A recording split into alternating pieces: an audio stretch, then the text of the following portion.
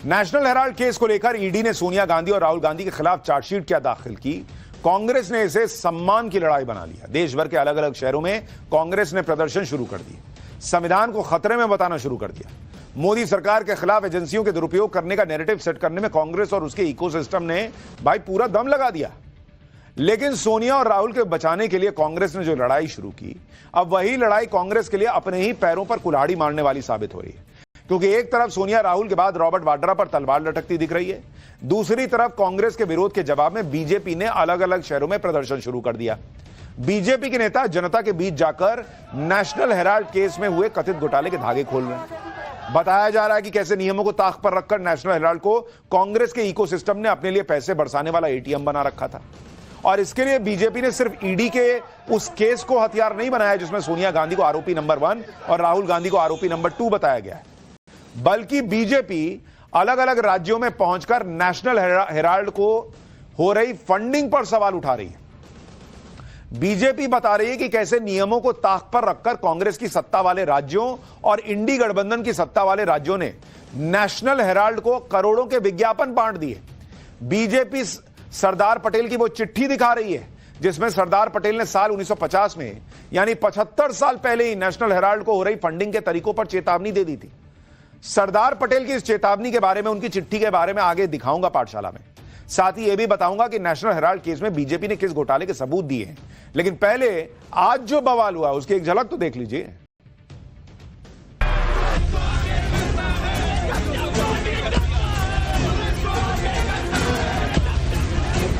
National Herald हमारी अपनी अखबार है, हम उसमें खूब विज्ञापन देते रहेंगे। क्या नेशनल हेराल्ड कांग्रेस पार्टी का एटीएम हो गया?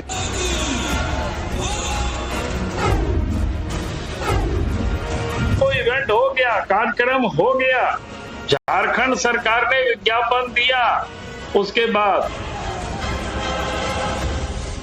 और नेशनल हेराल्ड का नाम सुनते ही आज कांग्रेस पार्टी के पूरे इकोसिस्टम में सेंसेशन होने लगते हैं।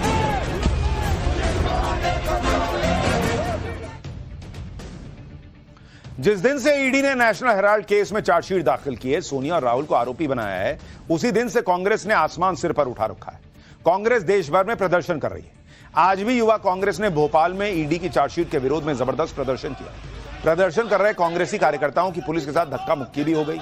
बवाल बढ़ने पर पुलिस ने वाटर कैनन का इस्तेमाल किया और बैरिकेडिंग फाड़ने की कोशिश कर रहे कांग्रेसी कार्यकर्ताओं पर पानी की बौछार कर दी। कांग्रेस के प्रदर्शन को बीजेपी ने उल्टा चोर कोतवाल को डांटे वाली हरकत बताया और नेशनल हेराल्ड केस को लेकर कांग्रेस पर जवाबी हमला बोल दिया। आज बीजेपी ने दिल्ली में कांग्रेस मुख्यालय के बाहर प्रदर्शन कर दिया।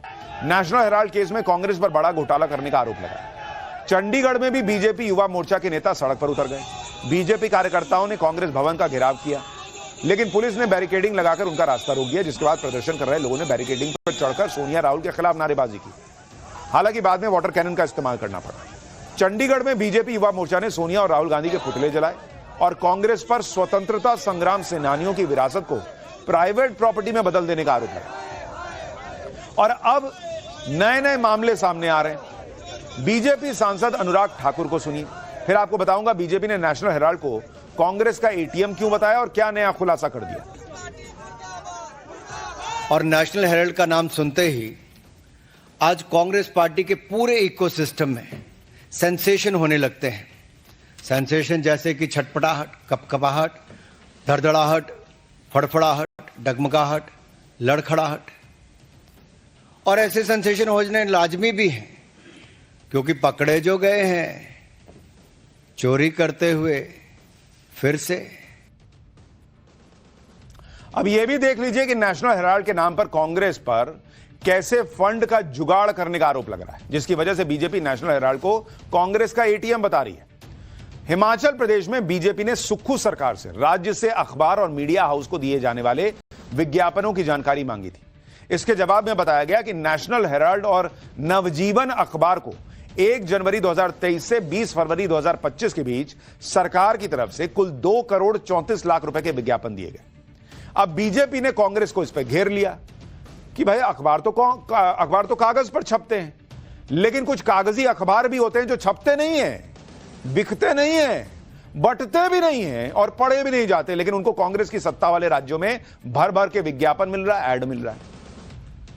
भाई लोग पूछ रहे हैं कि आप में से जो जितने लोग अभी पाठशाला देख रहे हैं, आप में से कितने लोगों ने नेशनल हेराल्ड अखबार पढ़ा है? अरे पढ़ना छोड़िए, आपने लास्ट कब देखा है? बीजेपी कह रही है कि भाई जो इतना छप रहा है, ना ढंग से बिक रहा है, ना कहीं जा रहा है, उसको इतना करोड़ों का ऐड क्यों मिल रहा है कांग्रेस की सरकारों में? बीजेपी ने सुक्खू सरकार से नेशनल हेराल्ड को विज्ञापन दिए जाने का आधार पूछा। इस पर हिमाचल प्रदेश के मुख्यमंत्री सुखविंदर सिंह सुक्खू ने दो टूक कह दिया कि पार्टी का अखबार है, आगे भी देते रहेंगे। सुनिए जरा क्या हुआ है। मेरे अपने राज्य हिमाचल प्रदेश में बड़े बड़े दैनिक समाचार पत्रों को जो नहीं मिलता, यानी कि उनको चवन्नी मिलती है और नेशनल हेराल्ड को चांदी के सिक्के मिलते हैं। क्या नेशनल हेराल्ड कांग्रेस पार्टी का एटीएम हो गया, जहां के कांग्रेस के अलग अलग राज्यों की सरकारें उसमें पैसा डाल रही हैं और टैक्स पेयर का पैसा है? राज्य की सरकारें किस आधार पर विज्ञापन उनको दे रहे हैं? नेशनल हेराल्ड हमारी अपनी अखबार है, हम उसमें खूब विज्ञापन देते रहेंगे। नेशनल हेराल्ड हमारी अपनी अखबार है, हम उसमें खूब विज्ञापन देते रहेंगे। ये होती है क्लैरिटी बॉस। पब्लिक को जो सोचना है सोचे। सीएम साहब कह रहे हैं हमारा अखबार है, हम ऐड देते रहेंगे। अरे बॉस आप ऐड दीजिए ना, लेकिन अपने पैसे से दीजिए। हमारे आपके टैक्स पेयर के पैसे से ऐड दे रहे हैं, हमारा अखबार है और हम आपके पैसे से ऐड देते रहेंगे, ये बोलिए फिर। और ऐड देने का मतलब ये होता है कि भाई सर्कुलेशन है, बहुत अखबार बिक रहा है, उसमें ऐड देंगे तो चलिए प्रचार होगा। अखबार कहां है, लोगों ने देखा नहीं ढंग से, कह रहे हैं हमारा अखबार, हम तो ऐड देंगे। मतलब डंके की चोट पे जो सीएम सुक्खू नेशनल हेराल्ड को भर भर के ऐड देने के लिए ताल ठोक रहे हैं, वही सीएम सुक्खू सरकारी कर्मचारियों को सैलरी देने, चुनाव में दी गई गारंटियों को पूरा करने के लिए पैसे की कमी की दलील देते फिरते हैं। कभी फंड जुटाने के लिए टॉयलेट टैक्स तक लगाने से हिचकते नहीं है, बाद में वापस लेना पड़ता है। पैसे की कमी है हिमाचल सरकार को, कह रहे हैं हमारा अखबार, हम ऐड कैसे नहीं देंगे, भर भर के देंगे। कांग्रेस के राज्यों में नहीं बॉस, बीजेपी ने झारखंड में भी नेशनल हेराल्ड को मिले विज्ञापनों में बड़े घोटाले का आरोप लगाया। झारखंड बीजेपी के अध्यक्ष बाबूलाल मरांडी का दावा है कि हेमंत सोरेन सरकार ने नियमों की अनदेखी करके नेशनल हेराल्ड पर टैक्स पेयर्स के करोड़ों रुपए लुटा दिए। इसके लिए बाबूलाल मरांडी ने कुछ उदाहरण दिए, जैसे 9 जनवरी 2024 को झारखंड सरकार का एक इवेंट हुआ था, लेकिन नेशनल हेराल्ड में इस इवेंट का विज्ञापन इवेंट होने के 2 दिन बाद 11 अगस्त को छपा। बॉस आप सॉरी माफ कीजिएगा, 9 जनवरी को कार्यक्रम हुआ था, 2 दिन नहीं, कई महीनों के बाद कहा जा रहा कि यह विज्ञापन छपा। इसी तरह 19 जनवरी 2024 को एक इवेंट हुआ जिसका विज्ञापन नेशनल हेराल्ड में 21 जनवरी 2024 को छपा। सुनिए झारखंड में नेशनल हेराल्ड को विज्ञापन दिए जाने पर बाबूलाल मरांडी ने क्या बताया, फिर आपको बताऊंगा कि नेशनल हेराल्ड केस में बीजेपी ने अचानक सरदार पटेल की एंट्री क्यों करवा दी। एक इवेंट था 9 अगस्त क्या बोलते हैं 2024 को, उसके लिए नेशनल हेराल्ड में जो विज्ञापन कब छपा है 11 अगस्त को 2024 को, यानी 9 अगस्त को इवेंट हो गया, कार्यक्रम हो गया, झारखंड सरकार ने विज्ञापन दिया उसके बाद। तो इसी प्रकार से इन लोगों ने पूरे देश को लूटा है। अच्छा वो 9 जनवरी ने 9 अगस्त ही था, 9 अगस्त को कार्यक्रम हो गया, 11 अगस्त को विज्ञापन छप रहा है। 2 दिन बाद ही था, महीनों के बाद नहीं था। लेकिन 2 दिन बाद ये तो वैसे हुआ कि किसी के घर में शादी है और वो कार्ड जो है शादी होने के बाद देने पहुंचा कि आइएगा बड़ा अच्छा लगेगा। तो उस कार्ड का क्या मतलब, काहे छपवा रहे हो कार्ड भाई? वैसे ही जो कार्यक्रम हो गया उसका नेशनल हेराल्ड अखबार में ऐड देने का क्या मतलब, किस चीज का? यही बीजेपी पूछ रही है। आज भी नेशनल हेराल्ड की फंडिंग पर सवाल उठ रहे हैं, जिसकी गहराई से जांच के बाद ईडी चार्जशीट भी दाखिल कर चुकी है।